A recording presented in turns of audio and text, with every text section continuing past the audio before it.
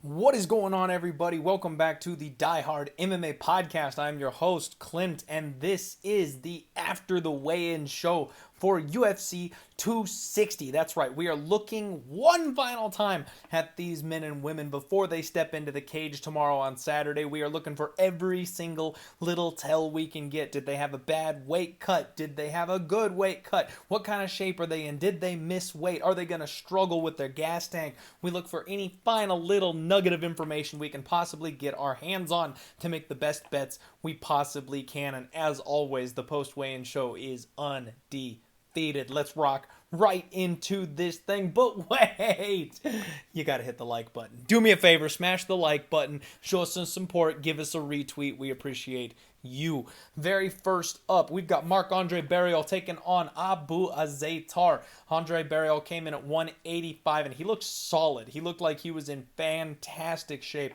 for this fight. Abu Azaitar came in at 185 and a half, and this guy is incredibly thickly muscled, really weird body type, big barrel chest, and big flex. This guy looked really good. They are both ready to go. When they faced off, Abu was talking to Mark, and then it seemed like it was kind of fun and games, a little showmanship, but Mark wanted nothing to do with the handshake at the end of the face-off. It was pretty intense. These guys are ready to roll. So I don't know. I kind of struggled on this one. I was looking at betting Abu Azaitar. He's a slight underdog. It feels like he's the guy the UFC want to bring in here. And we know Marc-Andre Barriault has had a rough run in the UFC. Only win over a guy who really doesn't belong there. Another guy who was on a long loss streak as well. But the size difference is talking to me. You know, the advantage for Barriault being the much bigger man, his grappling, grinding style, pinning people up against the fence, making them work, making them tired. That kind of leads me to believe that maybe he is live here in this fight. And honestly, I'm kind of feeling an under. I know we did Total Madness already. We talked about the overs, the unders, and I feel like Marc-Andre Barriault may grind out this kind of a decision. But looking at how ready to go these guys are, looking at the fire in Marc-Andre Barriault's eyes, I feel like he's coming for more than that. I feel like he's going to look to kind of piggyback off of his last performance, and there's a chance that if Azaitar gets tired, he could end up getting dropped here. So it's either Azaitar early, Barriault late, or Barriault by decision. I know that's rough because there's like 3 different selections there. I don't think I'm going to bet this one, but I wouldn't hate the under or the fight doesn't go to decision. I wouldn't hate a violence bet in this spot after seeing the type of condition and shape both these guys are showing up in. Next up, we've got the fight that was rescued. Shane Young taking on Omar Morales. We are on. This fight is good to go. Shane Young came in at 145 and a half, and he is absolutely shredded. This kid is in serious shape for this fight. Omar Morales came in at 146, and he looked solid as well. Now, when they faced off, the thing that really surprised me was the size difference. Omar Morales is huge. He is so much bigger than Shane Young in this spot. And I think that definitely factors. We know the guy's got a good wrestling game. We know he's got a good ground game. We know he's a high-level striker. We know he's got serious pop on his punches. The only issue is he's a little bit low volume. So if Shane Young wants to stick and move, play the outside, score up some volume, he's got a chance here. He is live, but I think that kill shot is always available for Omar Morales. I just don't like Omar dropping weight classes a little later. He's getting a little bit older. He's not a young prospect. He kind of needs to get this thing done, and if he's going to do it, he needs to do it now. So I'm kind of going to say Omar Morales, but I don't want to bet that price tag. This is another one that I don't really want a part of. Morales probably has a good shot of knocking out Young. We've seen him get clipped and hurt and knocked out before. He's coming off a knockout loss. Bigger, tougher fighter, a guy the UFC looks like maybe they want to get behind. I don't know. I'm thinking Omar Morales, but I'm probably not betting this one. Modestas Bukauskas taking on Michel Oleksiejczuk. We've got Bukauskas coming in at 205 and a half, and he was thick, folks, with 2 C's. This boy is very well muscled, excellent shape. He looked really good on the scales, probably the best I've ever seen him. Michel Lord Oleksiejczuk comes in, and he looked normal. He's one of these guys that's always a bit soft. He kind of reminds me of like Cain Velasquez. You know, he gets on the scales, and he's a bad man, but you would just never know it by looking at him. He's very soft, a little bit doughy, a little small for 205. I mean, I almost feel like he could make 185 if he really wanted to, but that speed advantage he has is probably worth it for him to stay where he's at.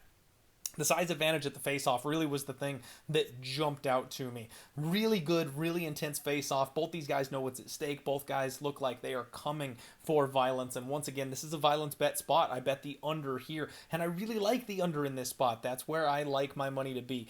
We got the under here in Modestas Bukauskas taking on Michelle Oleksiejczuk, and I like that spot, especially with the intensity both these guys are bringing.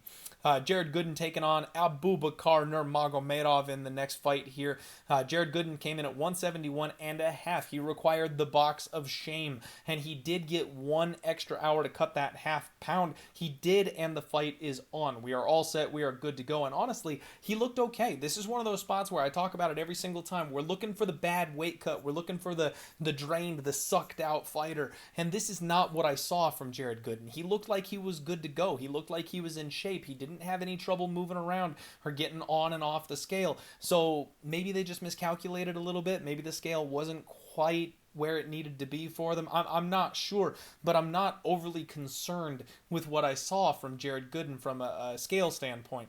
Abubakar Nurmagomedov came in looking fantastic. He had cousin Khabib walking with him. He's in his corner, ready to go. Washboard abs. I mean, this guy made weight, and he looked fantastic. They sized up really, really well. When these guys got in there and they got nose to nose, they are 1-to-1 ratio. Nobody's bigger, nobody's thicker. This is a good physical matchup. Both these guys belong exactly where they are.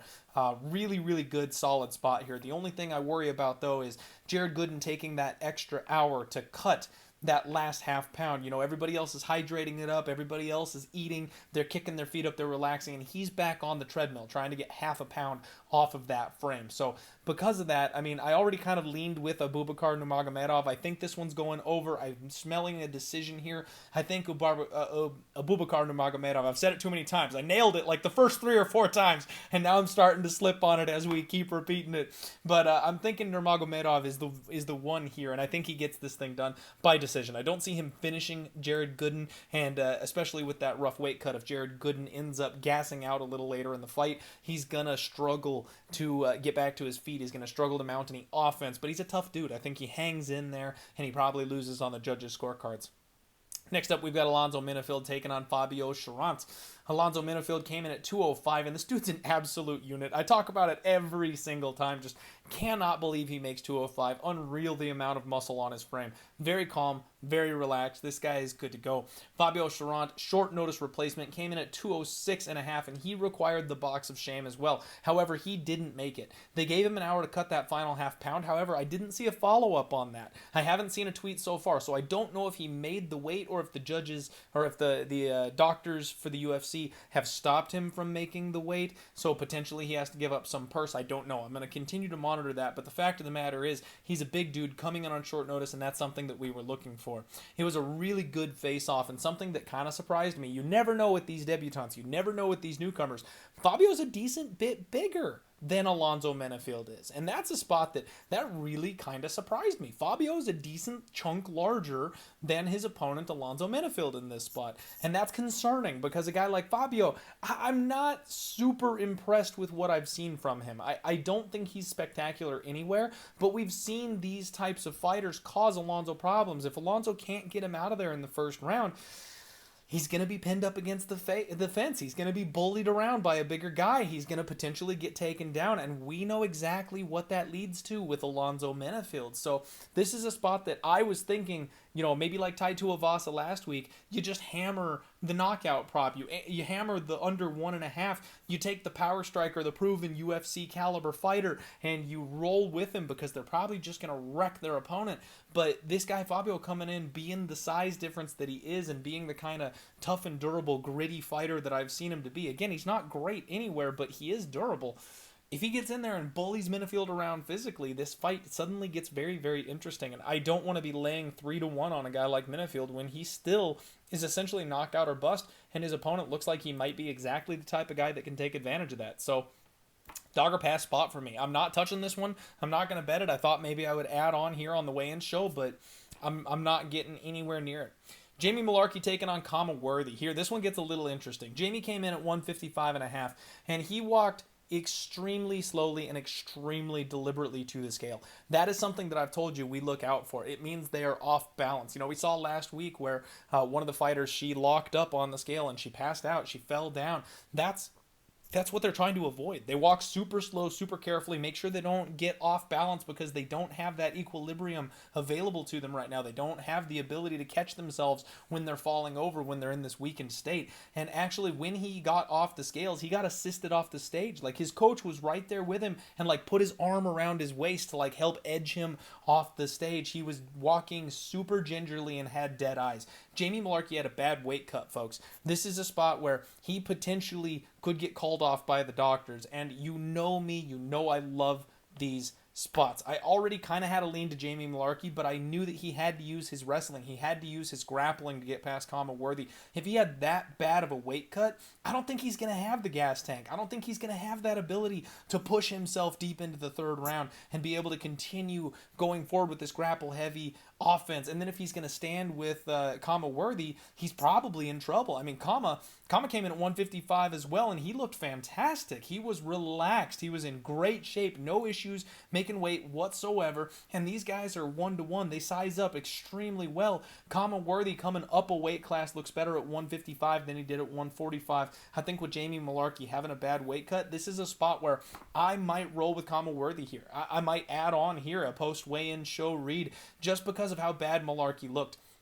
You know, we saw what Kama Worthy was able to do late in the fight against a guy like Luis Pena. This could be another situation where Malarkey just can't quite get it done. This might be a round 3 sprinkle situation that if Malarkey is able to hang in there, he just can't take it for the full 15 minutes. And I think Kama Worthy probably gets him out of there a little bit later in the fight once that bad weight cut and bad gas tank issues start to kind of raise their head because of how gingerly he looked on the stage today. So there you go. That's a spot that I'm looking at. We're probably going to roll with.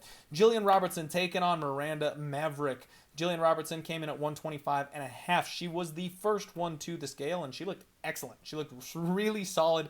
No issues. Business as usual. Miranda Maverick came in at 126. Same thing with her. Nothing to report. She's very, very solid from what we've seen so far. The couple weigh-ins that she's had, no issues, no missing weight, nothing scary. Good face-off. And just like last time, these women are very, very...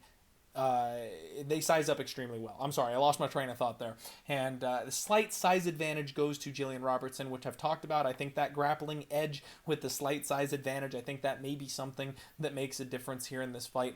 I decided not to pull the trigger. I am going to still pick Jillian Robertson here as the victor. I do think that she can, use that experience edge to put this potential hype train in her place a little bit on Saturday, but I do also think that this fight could be very, very close and very, very hairy going into the judges, and I kind of need a win. You guys know I'm on a little bit of a skid right now, so I'm being a little bit more careful with what I'm doing at the moment just because I have a couple of really good spots I like on this card. I don't need to start firing off a bunch of speculative semi-type of spots and then give some units back. I want a big, nice, solid, juicy win on Saturday, UFC 260, so I'm going to go ahead and pass on that one, but I'm still picking Jillian Robertson to pull the upset.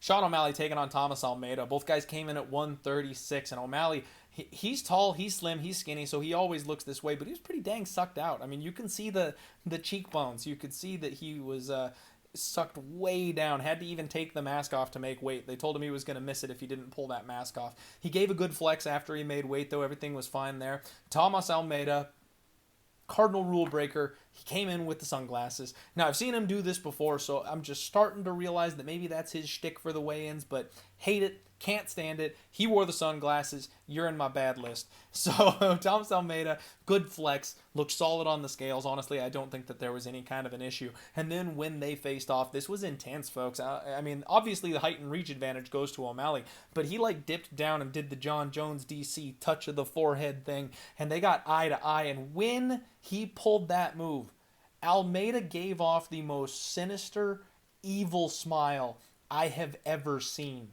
He saw a man who tried to punk him, and it made him laugh. This is...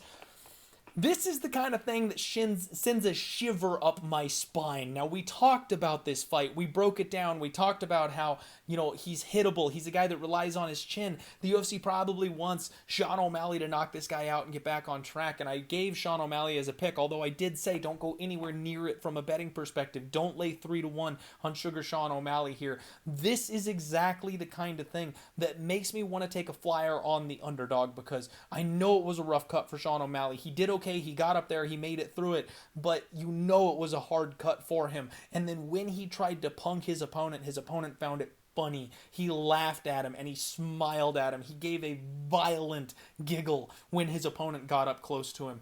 Thomas Almeida is coming for war, folks. The only question is, can his durability hold up? Because if his durability holds up, we know Sean O'Malley has a durability issue. This is going to be a train wreck. I cannot wait for this fight. I've got a big bet on the fight doesn't go the distance, and I love that spot. I absolutely love that spot.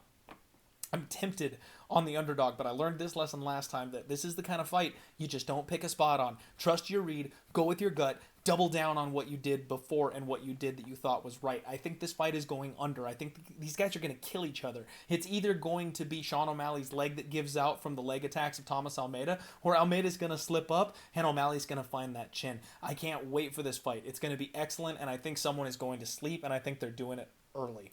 Tyrone Woodley taking on Vicente Luque. Woodley came in at 171, and I was hoping for something here. I was hoping for either a pop, something to give me a little bit of faith in T. Wood. Either that, or I was hoping for a bad weight cut, maybe a glimmer of weakness, something that would let me feel more confident betting against him, and neither of those came. It was stoic, solid, professional Tyrone Woodley at the weigh-ins today. He gave a big flex, and honestly, I can't knock the guy. He looked good for being damn near 39 years old. He looked very, very good. Vicente Luque came in at 170 and a half, and he looked fantastic. No issues for Vicente Luque. He's not a guy that we know to miss weight or have problems making the cut. He is much bigger than Tyrone Woodley. It's another spot where I keep forgetting how small at 170 Tyrone Woodley is. We've seen him outsized by a couple of different guys. He never has the size advantage in this day and age anymore. These young guns, they're just too big, and they know how to cut weight too well. They have that size advantage on him always, and Luque was very imposing on Tyrone Woodley. It was a good face-off. Neither guy really looking to back down, but it was also a little bit respectful. Neither guy with bad intentions or anything like that. So solid spot there. I'm very much looking forward to that fight. And I do have a 1-unit sprinkle on the under there. Because of that size advantage for Luque, I do think this is a spot where he's going to potentially be able to break down Tyrone Woodley as we go, and then Tyrone Woodley's going to find himself in a spot where his killer be killed and he's got to let loose, and that's going to either give him some type of a comeback win, or he's going to find himself in an even worse situation because of taking that spot and pulling that trigger. Main event time, folks. Stipe Miocic comes in at 234. He looked excellent. He slimmed down. He was in good shape. He gave a big smile, a good flex. For those of you wondering, this is 10 pounds lighter for Stipe than the first time he fought Francis Ngannou. So we've seen this a couple times in Stipe's previous fights, especially with DC. His weight kind of fluctuates, and that goes with his strategy. You can tell if he wants to have a power advantage or if he wants to have a speed advantage, and you can tell based on how he comes in, what kind of shape he's in, how much he weighs, just what that's going to be. And obviously, he knows exactly where his bread and butter is. He knows he's going to be able to need to move around and avoid the bombs of Francis Ngannou. So Stipe coming in 10 pounds lighter than the first fight, that speaks volumes to me of the fact that he knows exactly what he needs to do on Saturday to survive this fight. Francis Ngannou came in at 263, and this guy is just unreal. I mean, he is physically an absolute freak and comes in 2 pounds under the 265-pound limit. I have no idea how a human being makes weight the way that he does and cuts the way that he, I don't get it. He's something else. He is absolutely something else. Francis Ngannou is something that scientists will study for years and years to come, and they will probably splice his genes and hand them down to the next generation so we can have super soldiers. When they faced off, it was very respectful, and that's something that I like to see. Stipe is never a guy that gets into the beef or anything like that, but Francis being calm, respectful, knows he's the challenger coming in this spot again. You love to see that, and of course, as always, Francis Ngannou had a significant size advantage. I mean, height-wise, it looks very, very similar, but when you look at their broadness, how wide they are, Francis is a much, much bigger man than Stipe is. I'm sticking to my guns here, folks. I'm calling Francis Ngannou and New, I think he's going to find the spot. I think he's learned his lesson. He's going to knock Stipe Miocic out. I do think it's going to come early. I do think it's going to come in the first round. And that's all she wrote. We're going to have a new greatest of all time here in a couple of years. Francis Ngannou, long may he reign. That's the post-weigh-in show, folks. We only have one really solid spot that I think I like, and that's going to be Kama Worthy, and maybe that round 3 for Kama Worthy. I think I'm going to be taking shots on that. The rest of it is pretty much just affirming my other decisions. Sean O'Malley, Thomas Almeida. I already bet the under in that spot, and this is one of those spots where I'll tell you, if I wasn't already on it, it would be a post-weigh-in show read. If I hadn't already pulled the trigger and put my money on the under in that spot, I would be doing that now, because I think that's going to be a very, very violent fight. So if you want to count that as a post-weigh-in show read, you go right ahead, but it is one that I made a little bit earlier in the week. There you go, folks. Stay away. Don't parlay Alonzo Menafield. Trust me, just don't do it. Don't parlay Sugar Sean O'Malley. Stay away from that. Do a lot of straight shots this card. Do a lot of under bets. Do a lot of violence bets. Good luck on all of your action. I will see you Saturday. Let's have a day. Let's freaking roll. Let's go. I'm ready.